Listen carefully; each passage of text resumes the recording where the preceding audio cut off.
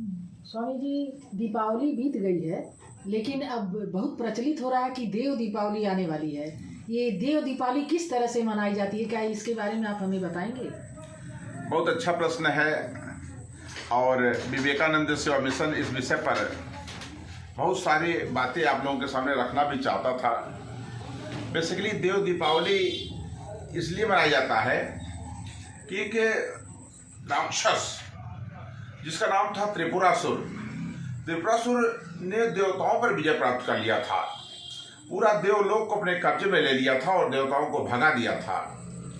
देवताओं के विशेष प्रार्थना पर भगवान शंकर ने त्रिपुरासुर का वध किया था और उसी खुशी में जो देवता लोग हैं वो पृथ्वी पर आए और कहा जाता है काशी के घाट पर उन्होंने बहुत ही खुशहाली मनाया और दीपोत्सव किया, दीप जलाया।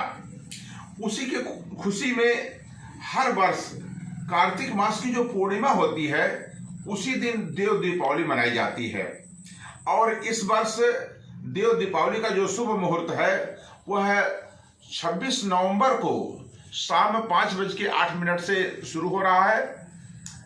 और इस विषय पर हमें 26 और 27 में थोड़ा सा लोग कंफ्यूजन भी पाल दिए हैं, लेकिन जहां तक मैं सोचता हूं कि जो प्रदोष काल है 26 तारीख में देव दीपावली के अवसर पर वह 5:08 से लेकर के और 7:45 तक है। तो 5:08 पर से लेकर के 7:45 के बीच में अगर लोग दीप जलाते हैं तो इसमें कोई बुराई नहीं है, क्योंकि शाम का प्रदोष काल ही हम लोगों के लिए ज्यादा महत्वपूर्ण है।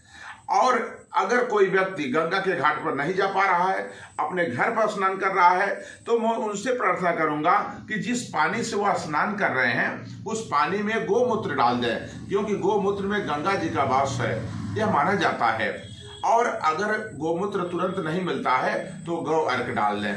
और इसके साथ साथ वह गोबर की दिया, क्योंकि भगवान शंकर का प्रिय बैल है जो धर्म का प्रतीक होता है और गौ माता उस धर्म की माँ है, इसलिए उस गौ माता के गोबर से बना हुआ दीपक अगर लोग जलाएं तो काफी अच्छा होगा। और जिस पानी से नहाते हैं उस पानी में गोमूत्र डाल दें।